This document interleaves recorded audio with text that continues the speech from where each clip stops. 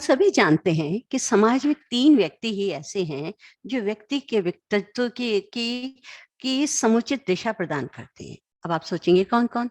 माता, पिता और शिक्षक। अब शिक्षक तो क्या है कि शिक्षक हमेशा परिवर्तित होते रहते हैं। एक समय था कि शुरू से लेके जब बच्चे 5वीं क्लास तक पढ़ते थे, तो पहली क्लास से लेकर 5वीं तक एक ही शिक्षक रहता था। परंतु आज के समय में नर्सरी का टीचर अलग, प्राइमरी सेक्शन का टीचर अलग, जूनियर सेक्शन का टीचर अलग, हाई स्कूल क्लासेस का अलग और इंटरमीडिएट का अलग और फिर प्रोफेशनल क्लासेस का और आपके आगे बढ़ने की क्लासेस के टीचर्स अलग हैं। वो भी अपना व्यक्तित्व उनसे भी बच्चा बहुत ही प्रभावित होता है। परंतु एक माता-पिता ऐसे हैं जो कभी परिवर्तित नहीं होते और अपने व्यक्तित्व की छाप, अपनी बातों की छाप उन पर अच्छी तरह से छोड़ जाते हैं। क्योंकि कहा जाता है कि माँ और पिता उस उनका माँ और पिता दोनों का योगदान बच्चे के व्यक्तित्व को प्रभावित करने के लिए सबसे सबसे अहम भूमिका रखता है। माँ परिवार की प्रथम पाठशाला है कि माँ ही उसे बोलना, खिलाना, पिलाना सब सिखाती है, पिता उसका संरक्षण देता है। तो इस तरह से माता-पिता यानी आप अभिभावकों का एक अहम योगदान है, एक महत्वपूर्ण भूमिका उसके साथ है। कारण क्या है कि आप दोनों ही उसकी उन्नति में और समाज में एक अच्छी पहचान बनाने के लिए निरंतर प्रगतिशील होते हैं। आप उसके मस्तिष्क को उत्साह की तरंगे देते हैं। आप उसके हाथों को क्रियाशीलता देते हैं, उसके पैरों को निरंतर गतिशीलता देते हैं। तो इस तरह से आप जो है उसके अंदर अंतर्निहित गुणों को प्रस्फुटित कर एक अच्छा नागरिक, स्वस्थ नागरिक और या समाज को कुछ देने वाला नागरिक बना पाते हैं। इसलिए आप सभी अभिभावकों को मैं हाथ जोड़कर करबद्ध प्रणाम करती हूँ। पूरी सोसाइटी आपके प्रति कृतज्ञ है, क्योंकि आप समाज को एक अच्छी-सी एक भावी समाज को की एक अच्छी संरचना कर रहे हैं। इसके लिए हम सभी कृतज्ञ हैं और आप भी स्वयं में कृतज्ञ हैं कि आपके माता-पिता ने आपको इस योग्य बनाया कि आप आगे के समाज को एक समृद्ध और शक्तिशाली बनाने के लिए तत्पर हैं। हम श्री अरविंदो सोसाइटी के सभी सदस्य श्री अरविंदो के विचारों को 60 वर्षों से दिए जा रहे अरविंदो के विचारों से शिक्षा में निरंतर प्रगति कर रहे हैं, निरंतर उसमें उनके विचारों को समावेशित कर एक शिक्षा जगत को एक बहुत बड़ा योगदान दे रहे हैं। स्वयं भारत के प्रथम नागरिक महामहिम राष्ट्रपति द्रौपदी मुर्मू जी भी यही कहती हैं कि उन्होंने भी यही बात कही है कि शिक्षा के बारे में श्री अरविंदो के विचारों ने मुझे हमेशा ही प्रेरित किया है, क्योंकि उन्होंने इंटीग्रल एजुकेशन के लिए को माध्यम बनाते हुए स्वयं भी शिक्षिका रही। जैसा कि मैंने पिछली बार भी बताया था कि वो एक शिक्षिका थी और इसी कारण से आज वो एक इस महत्वपूर्ण भूमिका को निभा रही हैं। आप अब आप सोचें, एक बार क्या हुआ, एक मैं बहुत सीधी-सादी सी एक घटना आपको सुनाना चाहती हूँ, आपके साथ शेयर कर रही हूँ कि मेरी फ्रेंड का अचानक फ़ोन आया। क्योंकि मैं भी लगभग 40 वर्षों से अधिक समय तक अध्यापन कार्य में रही। तो उसको मेरे ऊपर बहुत विश्वास होता था, मेरी बातों के पर वो बहुत भरोसा रखती थी। उसने मुझसे कहा, "संतोष जल्दी से मेरे घर आ।" आखिर मैं भी परेशान हो गई कि बात क्या है? ऐसे तो कभी नहीं करती। वैसे हम लोगों का विचार-विमर्श फ़ोन पर चलता रहता था, परंतु उस समय उसने कहा, "संतोष तुझे जल्दी आना ही पड़ेगा।" मैंने कहा, "आखिर बात तो बता।" तो उसने कहा, "जब तू आ जाएगी तभी मैं बताऊँगी।" मैंने कहा, "ठीक है।" जब मैं वहाँ गई तो वहाँ पर जाकर उसकी हालत देखी, उसकी आँखें लाल हो रही थी, बहुत परेशान थी और मेरा हाथ पकड़कर वो कमरे में बैठ गई और कहने लगी, "संतोष क्या बताऊँ, जो मेरा बेटा दीपक है ना, इसने मेरा जान आफत में कर रखी है, नाक में दम कर रखा है।" तो मैंने कहा, "आखिर बात क्या है?" तो बोले, हर बात पर पलट-पलट कर जवाब दे देता है और जो बात मैं नहीं चाहती मुझसे ज़बरदस्ती मनवा लेता है। फिर मैं माथा पटकती रह जाती हूँ। जब मैं इसके पापा से आने पर कहती हूँ, तो कहते हैं मेरे पास इतने सारे काम हैं, मैं इसको देखूँ या इसको देखूँ या तुम्हें देखूँ या अपना बाहर का काम देखूँ। इस बात को मेरे साथ मत लाया करो, मेरे मेरे सामने आ गया तो मैं इसकी बहुत पिटाई कर दूँगा। तो बात तो उसकी समस्या तो थी। फिर मैं उससे और बातें करती रही उसी बच्चे के विषय में, क्या करता है, कैसे करता है। तो वो इतनी परेशान थी, मतलब एक बहुत ही एक उलझन में और एक डिप्रेशन से में आ गई थी वो। मुझे जब उसकी बातें सुनने को लगी, तो मैंने कहा अच्छा दीपक कहाँ है? तो बोले कहाँ है? जाके उस कमरे में बैठा है, ना कुछ खा रहा है, ना पी रहा है। आखिर मैं बहुत प्यार से धीरे-धीरे जाती हुई दीपक के पास पहुँची। जब मैं दीपक के पास पहुँची, तो दीपक बैठा हुआ था, उसने एक औपचारिक सा अभिवादन मेरे साथ किया। फिर मैंने थोड़ी देर बात किया, फिर मैंने कहा, "मम्मी बहुत परेशान है, क्या बात है?" फिर उसने, अब तो उसका गुबार निकलने लायक था। उसने एकदम कहा, "मम्मी, मम्मी तो किसी की बातें सुनना ही नहीं चाहती। अरे मेरी कोई ज़रूरतें हैं, मैं अपने दोस्तों को देखता हूँ, सब लोगों के पास ज़रूरत है। क्या हुआ? मैंने 10th पास कर ली, क्या मुझे मोटरसाइकिल नहीं दिला सकती?" मैंने उसकी तरफ देखा, बेटा 10th क्लास में आप मोटरसाइकिल लेंगे? अभी आप थोड़े दिन रुक जाइए। तो बोले क्यों? मेरे तो सभी दोस्तों के पास है। फिर मैंने उसके पास, ख़ैर धीरे-धीरे मैं उसको उसकी मम्मी के पास लाई। हम लोगों ने कहा, अपनी फ्रेंड से कहा कि अच्छा चाय बना कर लाइए। हम लोग सब साथ बैठे। थोड़ी हल्की-फुल्की सी बातें करते हुए मैंने उसको बताया, बेटा आपकी मम्मी का आपको बनाने में, यहाँ तक लाने में, इस घर को बनाने में बहुत बड़ा योगदान है। आपके पापा भी मेहनत करते हैं। क्या आप कभी सोचते हैं कि किस तरह से चीज़ें आती हैं, कैसे बनती हैं? पर वो फिर भी अपनी मम्मी की बातों को नकारने की कोशिश करता रहा। पर धीरे-धीरे उसको थोड़ी समझ में आ रही थी, क्योंकि मैं उसकी माँ तो थी नहीं, तो ज मेरे साथ तो वो उलझ नहीं सकता था। पर मैं उसको देख कर के समझ गई कि आखिर इनके घर में क्या स्थिति होती होगी। किस तरह के ये माँ-बेटे आपस में उलझते होंगे, घर में लड़ाई होती होगी, झगड़ा होता होगा और एक तनाव का वातावरण व्याप्त होता होगा। तो ये वास्तव में बात तो सही थी। अब मैं जब उनके घर से निकली तो रास्ते भर यही सोचती रही, आखिरकार इसका जो कारण है, मेन कारण क्या है? क्या मेरी फ्रेंड खुद इस बात की ज़िम्मेदार नहीं थी? ये बात मैंने उसके मूल कारण को जानना चाहा। जानते हुए मैं सोचती रही कि क्या ये मेरी फ्रेंड ही असल में ज़िम्मेदार नहीं थी? क्योंकि जैसे-जैसे वो अपनी माँगों को कहता था, उसके कहने से पहले ही उसकी आवश्यकता की पूर्ति कर देती थी। तो वो इस चीज़ को क्या समझेगा? सही और गलत का निर्णय वो कहाँ से ले पाएगा?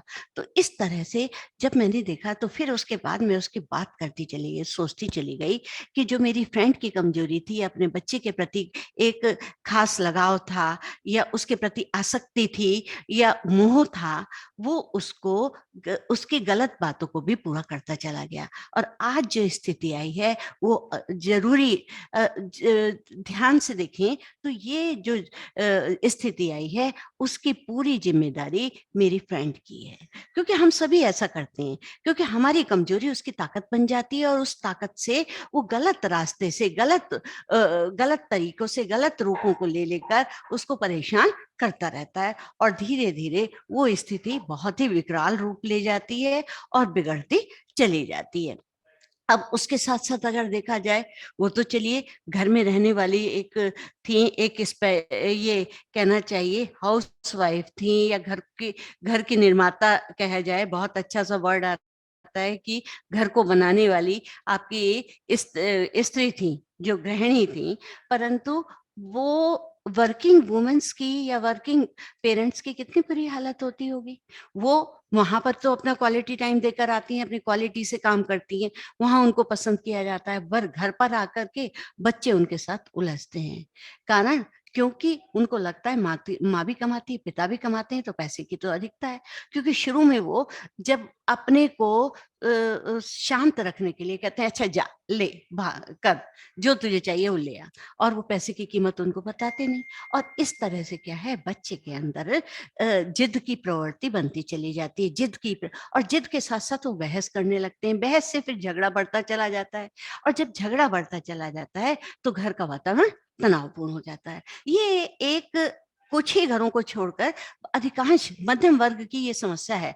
मध्यम क्या, उच्च वर्ग की भी है। वो लोग दूसरी तरह से रखने लगते हैं, इधर उधर अलग अलग रहते हैं, क्योंकि वो तो आपस में मिलते ही नहीं, तो झगड़ा होने की संभावना नहीं। वो खुले हाथ से खर्च करते हैं, जिद करने की भी जरूरत नहीं पड़ती, क्योंकि पिता को लगता है पैसा दिया, मेरे दायित्वों की मुक्ति। माँ खुद सोचती है। पर मध्यम वर्ग के साथ ये सबसे बड़ी समस्या है। पर मैं उच्च वर्ग की भी स्थिति ये वाली बिल्कुल सही या उपयुक्त नहीं मानूंगी, जो वो बच्चों के साथ कर रहे हैं। और अब उसके साथ साथ क्या होता चला जा रहा है कि घर में मोबाइल ने जगह बना ली है। मोबाइल में सब लोग लगे रहते हैं, मोबाइल से नई नई बातें सोचते हैं, जो देखते हैं, सुनते हैं। और टीवी टीवी घर में है, टीवी को देख देख करके फोन है, इन सारी चीजों से, और टैबलेट्स हैं, इन सब का जब से चलन हो गया है, तो ये स्थिति बहुत ही भयप्रद होने लगी है, बहुत ही भयानक होती चली जा रही है, जिससे उबरने में हर माता पिता तनाव से युक्त है। बच्चे थोड़े से बड़े होते नहीं कि माँ बाप से बहस करने लगते हैं। उधर माँ बाप क्या करते हैं कि कभी कभी वो माँ बाप क्या करते हैं, वो हाई होने लगते हैं, थोड़े से हाइपर वो होते हैं, तो बच्चा उससे भी ज्यादा हाइपर होने लगता है, और घर में एक घमासान की, एक तनाव की स्थिति होती है, और वो सब पढ़ा लिखा विवेक सारा समाप्त हो गया होता है। तो ये स्थिति जो है हमारे साथ बहुत परेशानी की है। और बच्चे एक और भी बात करते हैं कि आसपास के लोगों से कम्युनिकेट करने से, माँ बाप से चीजें लेने के बेहतर तरीके सोचते चले जाते हैं। अरे मैं तो अपने पापा से ये ले लूंगा, अब तो मैं तो अपनी मम्मी से ये ले लूंगा, और ये भी जानते हैं हम अपनी बात कैसे मनवाएं। और एक बार की बात है कि मैं एक पार्क में खड़ी हुई थी। जब पार्क में खड़ी हुई थी तो दो बच्चे आपस में बात कर रहे थे। तो वो बच्चे घूमने के लिए आए हुए थे, खेलने के लिए। तो एक छोटा सा बच्चा कहता है, देखा ये जो शूज हैं स्केचर के, मेरे पापा ने दिलाए हैं, 6,000 का शू है। तो दूसरा एकदम उसको देख के कहता है, अरे मैं भी ले आऊंगा, उसमें क्या बात है, मेरे पापा मम्मी तो ऐसे दिला देंगे। तो मैं उन बच्चों की बातें सोचकर मैंने उनको इंटरप्ट नहीं किया, ना उनको कहा, पर ये विचार मेरे दिमाग को आंदोलित करता रहा, मेरे मस्तिष्क को आंदोलित करता रहा कि आज की परिस्थितियां क्या हो गई। हम लोगों को कितनी मुश्किलों से, कितनी कठिनाई से चीज मांग ली जाती थी, और हम अपने माता पिता की परिस्थितियों को भली भांति समझते थे। पर आज का बच्चा बिल्कुल नहीं समझता। तो गलती किसकी है, हमारी बात की है। तो माँ, और कई बार बच्चा जो है माँ बाप की अटेंशन पाने के लिए भी जिद करता है। माँ बाप उस ओर ध्यान नहीं दे रहे, बहुत बिजी हैं, व्यस्त हैं, तो वो क्या करते हैं, गुस्सा करेंगे, जिद करेंगे, और फिर छोटी छोटी बातों पर बहस करने लगते हैं। फिर माँ भी बहस करने लगती है या पिता भी बहस करने लगते हैं। माँ के एक बहुत पुराना डायलॉग है, अरे तुम मेरे से पैदा हुई है या मैं तुमसे पैदा हुई हूँ। तो इस तरह की जब बहस होती है, तो ये जो है एक विकृति, घर के अंदर एक विकृति को पैदा कर देती है। माँ को ये लगता है, माँ का अहम टकराता है, तो उसको, बच्ची को भी लगता है कि ये मेरे से किस तरह से बातें करती हैं, औरों की मम्मियाँ तो ऐसे नहीं बोलती। जबकि औरों की मम्मियों तक वो पहुंच नहीं पाती, क्योंकि बच्चा कोई भी कोई भी व्यक्ति दूसरों के सामने वैसा व्यवहार नहीं करता जैसा कि वो है। हर व्यक्ति के चेहरे पर एक मुखौटे लगे होते हैं, क्योंकि वो हर व्यक्ति के पास दो व्यक्तित्व होते हैं, एक बाहर के लिए और एक घर के लिए। जब वो इस तरह की बात करते हैं, तो उसको लगता है औरों की मम्मी ऐसे बोलती है, मेरी मम्मी इस तरह बोलती है, मेरे पापा ऐसे करते हैं, औरों के पापा ऐसे करते हैं। तो बेटियां बेटे जब वो देखते हैं, तो उनके अंदर आक्रोश आता चला जाता है, और वो उसको एक झगड़े के रूप में, जिद के रूप में, बहस के रूप में उनका परिवर्तन होता चला जाता है, और उससे क्या है, घर बिगड़ता चला जाता है। और वो कभी कभी तो अटेंशन पाने के लिए करते हैं कि माँ बाप हमारी तरफ ध्यान नहीं दे रहे, तो हम ऐसा व्यवहार करें। तो कई बार माँ बाप क्या करते हैं, एक तमाचा लगाते हैं, डांट देते हैं, और उसको चुप करा देते हैं। पर आज के बच्चे, हम कई बार पहले टाइम से तुलना करते हैं, अरे हम तो ऐसे थे नहीं। तो क्या करते थे कि हम अपने माता पिता की इतनी सुनते थे, ये सुनते नहीं है, तो हमारा हाथ उठ जाता है। और कई बार अगर वो जो है बच्चे, फिर उससे क्या होता है कि बच्चा जो है झगड़ा करता है, बच्चे को आक्रोश होता है, उससे झगड़ा होता है, उसकी जिद और बढ़ जाती है, फिर वो आपका अपमान करने लगता है। और ये तो हुआ शुरुआत घर से, फिर वो स्कूल में अपने क्लासमेट के साथ भी वैसे व्यवहार करता है। जब वो क्लासमेट के साथ करता है तो ये तो मैंने यहाँ तक भी कई बार देखा है कि यही जो इनकी जिद है, बहस है, आक्रोश है, ये वहाँ के विद्यालय के शिक्षकों के, अपनी टीचर्स के प्रति भी एक इस तरह का आक्रोश हो जाता है। कई बार ऐसी स्थिति हो जाती है कि टीचर का भी अपमान करने में बच्चे नहीं चूकते, पड़ोसियों के साथ भी वैसा व्यवहार करते हैं, और रिश्तेदार आते हैं उनके सामने भी बड़े तुनक मिजाज और अड़ियल किस्म के बने रहते हैं। उन्हें कोई परवाह नहीं रहती कि हमारे विषय में कोई क्या सोच रहा है या क्या कह रहा है। बात तो, अगर हम उसको ध्यान से देखें तो बात तो उनकी सही है। परिस्थितियां किसने बनाई? हमने। अगर हम उसे बहुत ही एक ढंग से, वैज्ञानिक ढंग से सोचें या मनोवैज्ञानिक ढंग से सोचें, तो ये गलत क्या है? देखिए, ये कोई ना तो गलती है और ना ही ये कोई बीमारी है। कारण क्या है? जब आप देखिए, जब बच्चा पैदा होता है तो रोता है। किस लिए रोता है? उसको आवश्यकता की पूर्ति के लिए। कहते हैं ना, जब तक बच्चा रोए ना तो माँ भी दूध में नहीं पिलाती। तो एक स्टार्टिंग तो यही है, क्योंकि बच्चा उस समय, उसका एक्सप्रेस करने का तरीका तो यही है। परंतु धीरे-धीरे क्या होता है कि जैसे-जैसे बच्चा बढ़ता जाता है, उसका विकास होता चला जाता है, वो बाल्यावस्था से थोड़ा-सा उठने लगता है, तो माँ-बाप का एक दायित्व हो जाता है कि हम बच्चे को किस तरह से मोल्ड करें, किस तरह से उसको समझाएं, किस तरह से उसके रुझान को परिवर्तित करें कि वो जिद का तरीका उसका अलग हो जाए। यदि माँ-बाप, बताइए किसको गुस्सा नहीं आता? गुस्सा तो सबको आता है, हैं? और गुस्सा ना आए तो भी वो है, ये तो हमारी मूल प्रवृत्ति है, क्रोध करना। पर उस क्रोध को यदि हम एक पॉजिटिव एटीट्यूड में ले आएँ, तो हम अपने बच्चे को जीनियस बना सकते हैं। अब कैसे जीनियस बना सकते हैं? कि अब आप और किसी महापुरुष को भी देखिए ना, महात्मा गांधी को गुस्सा आया था। गांधी को जब गुस्सा आया वो अपने भारतीयों के अपमान को लेकर, तो उन्होंने कितनी बड़ी क्रांति कर दी। या कोई भी हम करते हैं, जब हम जिद ठान लेते हैं, वो जिद भी हमारी कई बार पॉजिटिव होती है। जब हम जिद ठान लेते हैं, ये काम तो हमें करना ही है, तो क्या होता है, हम उस संरचना को एक बहुत अच्छा सा रूप दे देते हैं कि नहीं, ये काम तो मुझे करना है। तो अगर हम बच्चों के अंदर वो पॉजिटिविटी डाल दें, तो हम अपने बच्चों को जीनियस बना सकते हैं। तो हमेशा एक बात ध्यान रखें, क्योंकि हम अपने से तुलना करते हैं, कि एक बार टैगोर ने एक बात, रविन्द्रनाथ टैगोर जी का एक, बहुत पहले मैं एक शब्द पढ़ रही थी, एक प्रोवर्ब पढ़ रही थी, एक कथन पढ़ रही थी। उन्होंने एक चीज लिखा कि ध्यान दें, अपने बच्चे को अपनी शिक्षा तक सीमित न रखें। जो शिक्षा हमें मिली है, उस शिक्षा तक हम सीमित न रखें, बल्कि हमें उसको को दूसरे ढंग से ढालना होगा, क्योंकि वो दूसरे समय में पैदा हुआ है। समय की परिस्थितियों की मांग हमेशा परिवर्तित होती रही है, तो हमें परिस्थितियों के अनुकूल ही अपने बच्चे के पालन पोषण पर ध्यान देना चाहिए। जब हम हर किसी वस्तु को देखते हैं, किसी भी चीज को अगर हम देखते हैं, उस समय की जो कार्यप्रणाली थी, हमारे समय की जो कार्यप्रणाली थी, आज की कार्यप्रणाली कितनी विकसित और भिन्न होती चली जा रही है। आज का समय बहुत ही समय को सदुपयोग करने वाला और चीजों को व्यवस्थित रखने वाला हो गया है। पहली चीजें, आविष्कार को हम कम नहीं कह सकते। जो छोटी-छोटी चीजें थी, निरंतर प्रगति की ओर चली और आज इस रूप में आई। तो क्यों ना हम अपने बच्चे को के पालन पोषण में स्वयं को चेंज करें।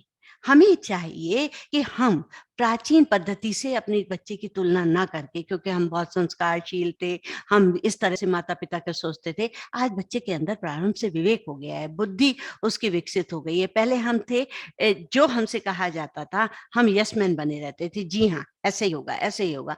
कभी हम सोचने की कोशिश नहीं करते थे। अगर सोचने की भी कोशिश करते थे, तो अंदर से आक्रोशित होते थे, पर उनके सामने कहने की हिम्मत नहीं रखते थे। आज हमारा बच्चा कहता है, तो हमें क्या होगा कि हमें स्वयं में बदलाव लाना पड़ेगा। ये बदलाव कहाँ से? स्वयं से करना पड़ेगा। बदलाव लाना एक समय की मांग है, और वो बदलाव कैसे? सबसे पहले हमें स्वयं को सुधारना होगा। ये है, सुधारना है तो स्वयं को सुधारो। और कभी भी ऐसी परिस्थिति आ जाए तो अपना आपा मत खो।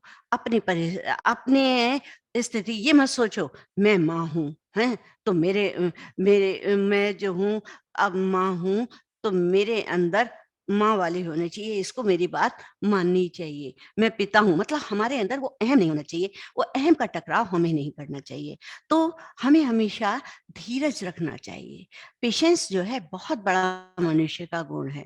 अगर हम ये सब मैं आप लोगों को पहले उसमें भी बता चुकी हूँ, जो मैंने आपके कई सेशन लिए हुए हैं, तो धैर्य के लिए स्पेशल एक सेशन लिया हुआ है। तो धैर्य एक ऐसा है कि धैर्य ही एक ऐसी चीज है जो जिंदगी की हर किताब के पन्ने को बांध देता है। जैसे हम बाइंड करते थे और एक पुस्तक बन जाती थी। जब हम धीरज रखते हैं उस समय एकदम आक्रोशित नहीं होते, कोई अपनी अपनी कोई अपनी कोई बात को किसी के ऊपर आरोपित नहीं करते, तो और उसकी बात को सुनते हैं, तो हमारी जो परिस्थिति है बहुत ही कंट्रोल में आ जाती है, नियंत्रण में आ जाती है। तो जब हम धैर्य रखते हैं, जैसे कि मैंने अभी कहा कि धैर्य ही है जो जिंदगी की हर किताब के पन्ने को बांध देता है। जैसे हम किताब को बांध करके एक व्यवस्थित तरीके से रख सकते हैं, उसी से तरह धैर्य से ही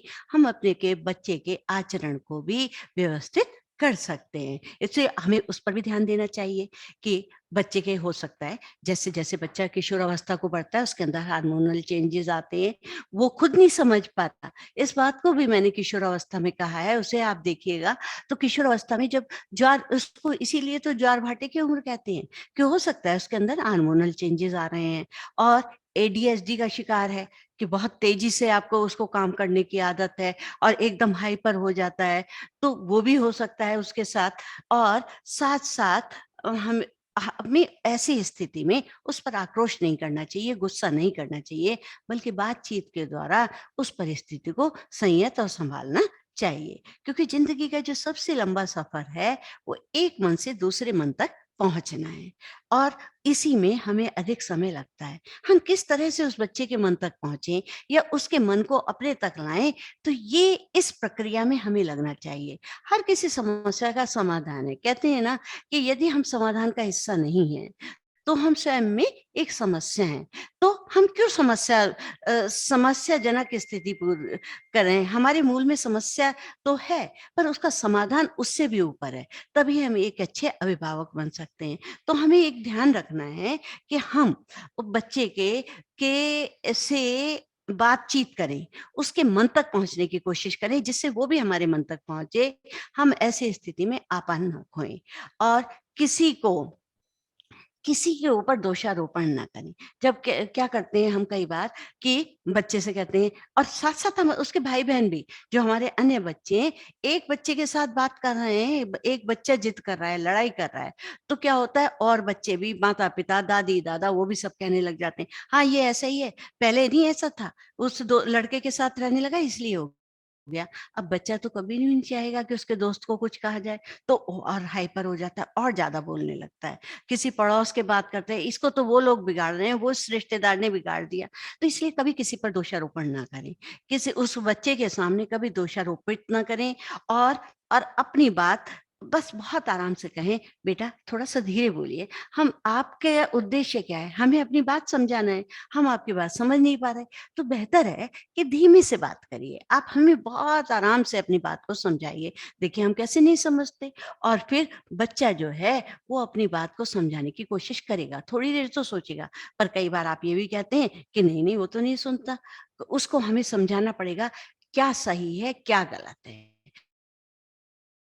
ये बातें हमें पहले से परिवार के लिए लेते हुए चलनी पड़ेंगी। हमें बच्चे को साथ-साथ ही अपने साथ रखना पड़ेगा, उसे क्वालिटी टाइम देना पड़ेगा, तो हमें उसमें बताते चलेंगे हम कि सही क्या है, गलत क्या है। अगर आपका बच्चा बहुत ज़्यादा आक्रामक, बहस करने वाला, जिद करने वाला है, तो आप उसके साथ क्वालिटी टाइम ज़रूर दीजिए। उसके साथ कोई भी निश्चित कर लीजिए, इवनिंग का टाइम है, इवनिंग टाइम विद शेक, कोई शेक बना लाए, बनाना शेक है, मैंगो शेक है, कोई भी चीज़ बनाई, चलो भाई बैठ के सब मिलकर बनाते हैं, बैठकर पिएँगे। चलो छत पर ही चलते हैं, चलो यहाँ पर बैठते हैं, बाहर आकर के बैठ जाते हैं, सीढ़ियों पर ही बैठ जाते हैं। इस तरह की बात करके जब उससे बात करते हैं, तो बच्चा धीरे-धीरे आक्रामक ना होकर, जिद या बहस ना करके, करने से पहले सोचेगा कि नहीं, नहीं, मेरे पापा-मम्मी तो मेरे साथ बहुत अच्छा व्यवहार करते हैं, तो मैं क्यों ना इनके साथ अच्छा व्यवहार करूँ, क्यों मैं ऐसा बोलता हूँ?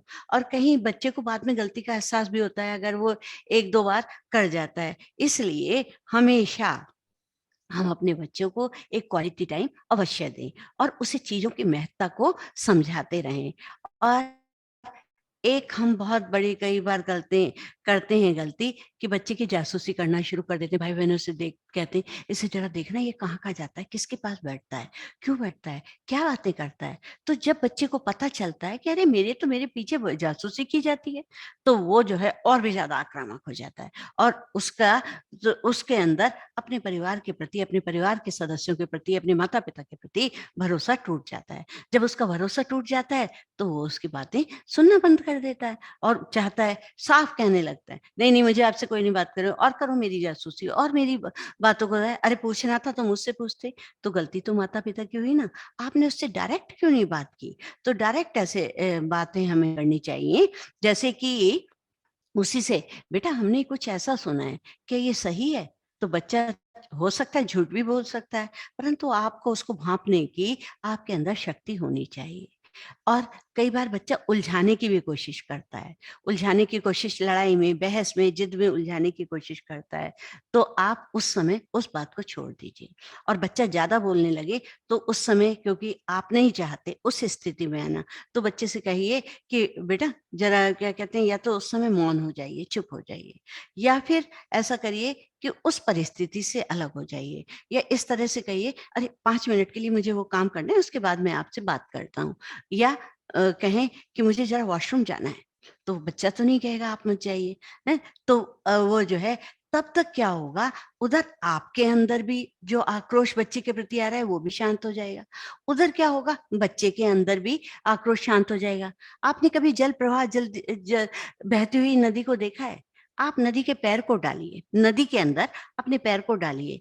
क्या जिस समय आपने पैर डाला था, वही जल आपके पास था? हैं?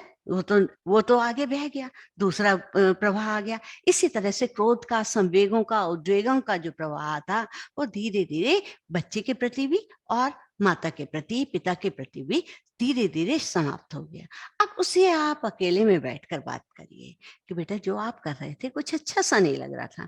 तो वो और अगर आप चाहते हैं इसकी जगह कुछ और करना, अपनी बात मनवाने की के स्थान पर अगर उस तरह से बात मनवाने के स्थान पर अगर आप दूसरे ढंग से बात करते, तो शायद हमें भी समझ आता और हम आपकी बात को सुनते भी। तो इसलिए तो आप जो है अपने विचार ऐसे रखो बच्चे के साथ कि आपके विचारों का भी बच्चे को विचार करने का समय मिल जाए, कि बच्चा भी सोचे कि हाँ, पापा ने ये बात कही, मम्मी ने ये बात की, तो मुझे भी इस तरह से विचार करना चाहिए। यानी कि हमारा विचार ऐसे रखने चाहिए हमें कि हमारे विचारों का बच्चे को विचार करने की प्रेरणा दे सके। तो तब क्या होता है कि हम समस्या का समाधान कर सकते हैं, हम समस्या को उलझाते नहीं हैं। तो इसलिए पर इसके साथ-साथ ही मैं कहूँगी कि आप ये तो करते ही हैं, पर कभी भी बच्चों की जिद के आगे समझौता मत करिए।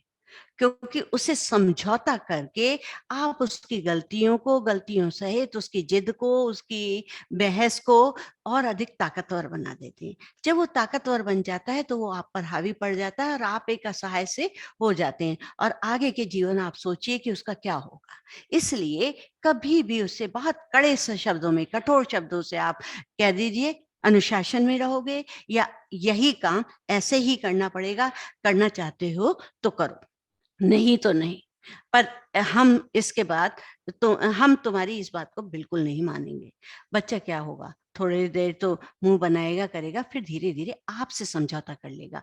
आपको उससे समझौता नहीं करना पड़ेगा। तो इसी तरह से आप देखिए कि बच्चे को इग्नोर भी करना पड़ता है, बच्चे के साथ बिना समझौता किए भी कठोर शब्दों में भी रखना पड़ता है। तो यही हमारे एक पालन-पोषण का नियम है। अगर उसके विपरीत आप बहस करते हैं, तो क्या है, बहस करते हैं और उसके बाद भी उसको चीज़ ला देते हैं, तो बहुत ही गलत संदेश जाता है।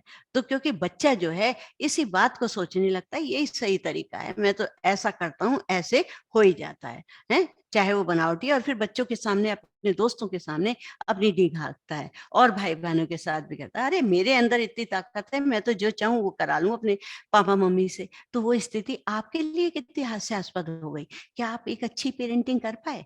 आप बिल्कुल अच्छी पेरेंटिंग नहीं कर पाए। तो इसलिए ध्यान रखिए कि हम बच्चों की गलत बातों से कभी भी समझौता ना करें। उसे प्रारंभ में ही पहला उसके कदम बढ़ाते ही हम उसको रोकने की ताकत रखें। तो उसी तरह से क्या है कि यौगिक क्रियाएँ, अगर हम चाहते हैं कि बच्चे के अंदर वो हाइपर बहुत जल्दी हो जाता है, उसके अंदर हाइपरटेंशन के लक्षण आ रहे हैं, तो क्या करें? उसको कुछ यौगिक क्रियाएँ सिखाएँ। अगर हम लगातार 21 दिन तक बच्चे के साथ व्यायाम वगैरह कराते हैं, तो उसकी एक प्रवृत्ति में, उसकी आदत में शामिल होता चला जाता है, और वो जो है उसके अंदर धैर्य रखने की, चीज़ों को समझने की ताकत आती चली जाती है। और अगर ज़्यादा है तो और समझने लायक है, धीरे से उसको कहिए कि बेटा ज़रा-सा ये करिए कि 20 से लेकर के आप रिवर्स में काउंटिंग शुरू कर दीजिए। 20, 19, 18, 17 ऐसे करके 0 तक। धीरे-धीरे आप देखेंगे वो शांत हो गया। फिर उससे पूछिए आपको कैसा लग रहा है? कि पापा ठीक लग रहा है, मम्मा ठीक लग रहा है। तो इस तरह से जब हम रिवर्स काउंटिंग करते हैं, तो भी हम उसके बच्चे के आक्रोश को बहुत अच्छी तरह से थाम सकते हैं या रोक सकते हैं। तो इस तरह से, और कई बार हम क्या करते हैं, एक और बहुत बड़ी गलती कर जाते हैं कि हम कई बार नकारात्मक, जब बच्चा बहुत ज़ोर से बोलते हैं, तो हमारे मुँह से बहुत ही एक नेगेटिव थॉट्स निकलने लगते हैं कि ये क्यों पैदा हुआ था हमारे घर, हैं? इससे तो क्या कहते हैं, पैदा ही ना होता, तू मर ही जा तो ही अच्छा है, या घर से निकल जा, तू इस घर से निकल जा, तू इस घर में रहने लायक नहीं है, या देखेंगे कैसे करोगे तुम, हमने तो तुम्हारे लिए इतना कर दिया, तुम क्या करोगे हम देखेंगे। जब वो बच्चा इस तरह की बातें करता है, तो जो कुछ आपने कहा उसका एक विपरीत प्रभाव पड़ता है।